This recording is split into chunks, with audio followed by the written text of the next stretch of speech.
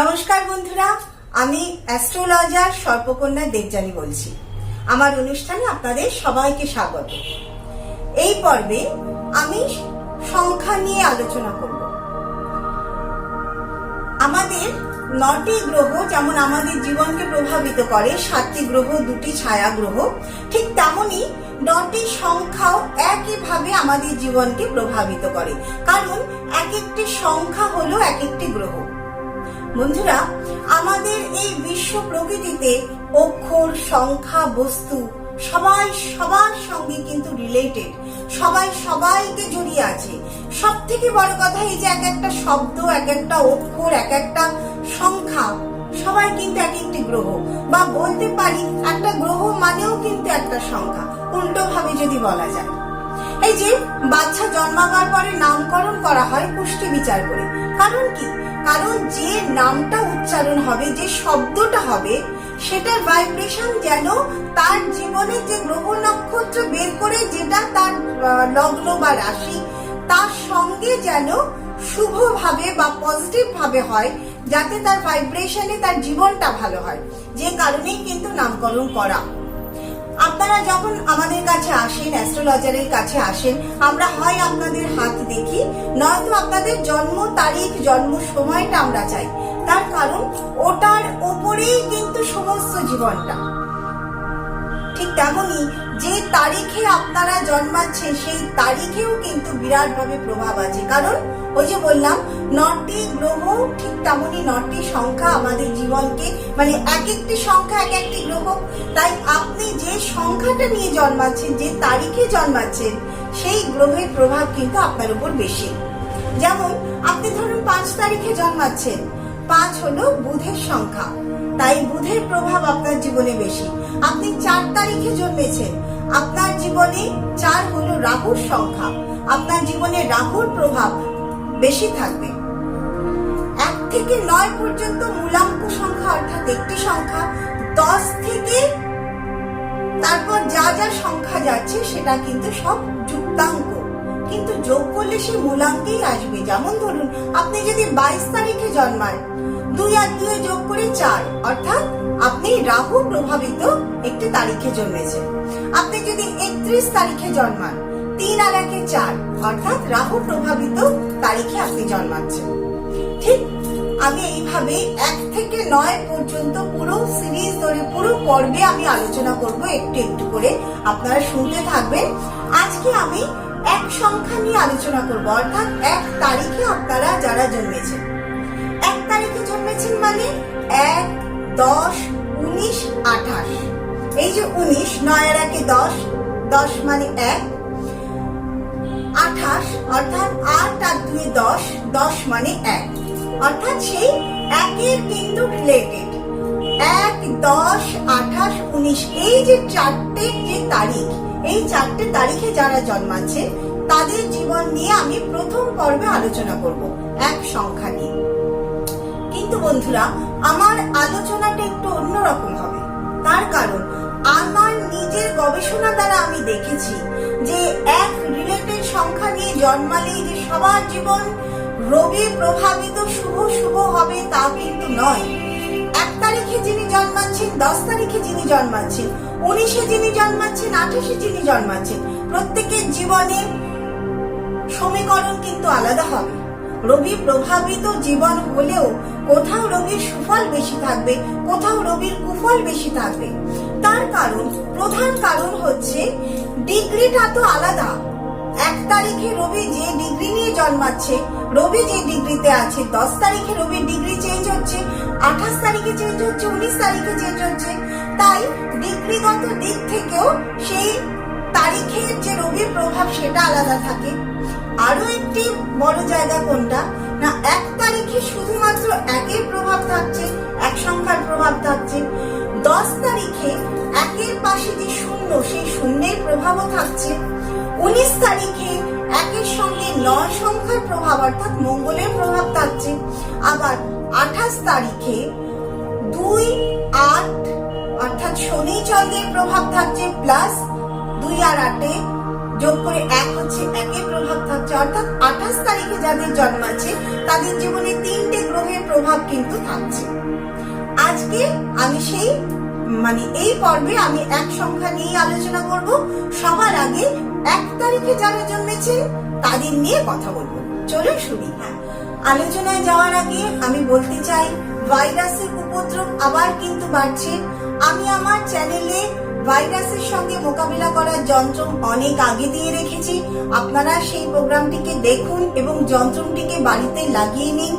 সমস্ত জায়গায় যেখানে পারবেন সেখানে লাগাবেন। যদি কোনো রকম বুঝতে অসুবিধা হয় আমাকে কমেন্ট করে জানাবেন।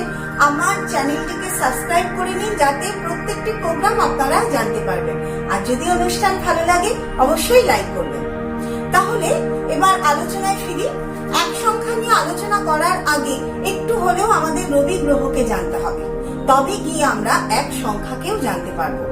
রবি তিনি হচ্ছেন প্রাণ শক্তির প্রতীক। জগৎ সংসারকে তাপ আলো দিয়ে বাঁচিয়ে রেখেছেন।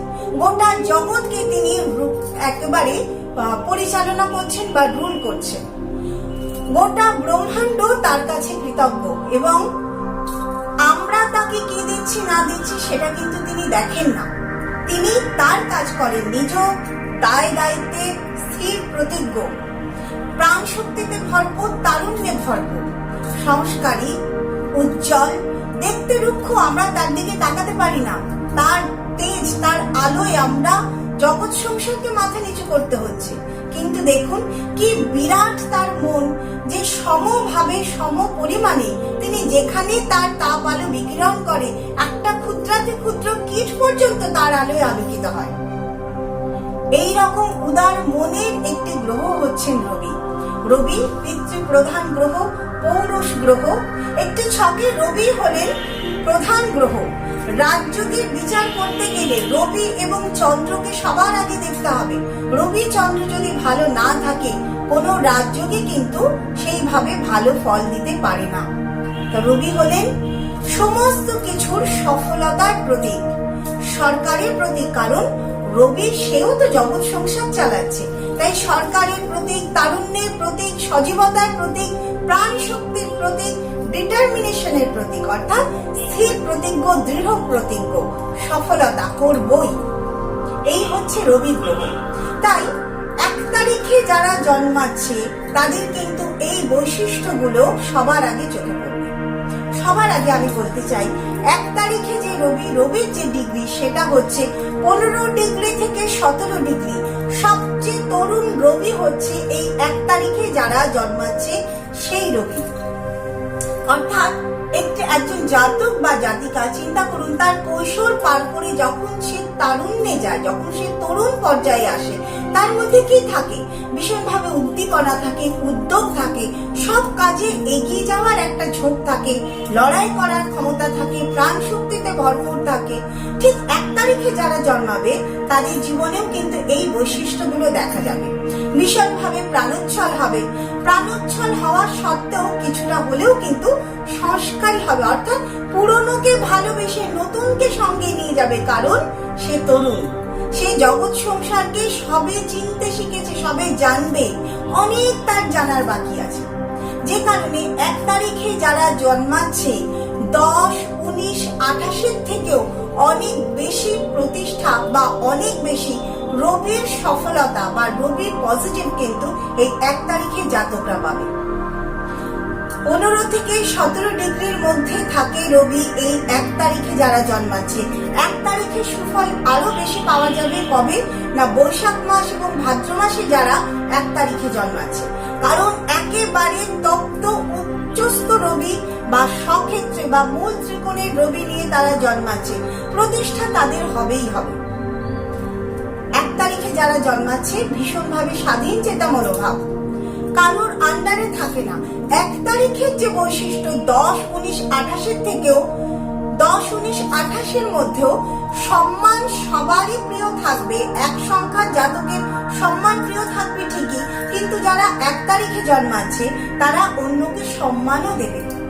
অর্থাৎ তারা যে কোনো ভালো কাজকে, যে কোনো ভালো কিছুকে তারা সম্মান করবে।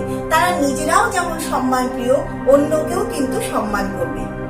1 তারিখে যারা জন্মাচ্ছেন প্রাচীনপন্থী হলেও নতুনকে সঙ্গে নিয়ে চলবেন, ভীষণভাবে জানার ঝোঁক।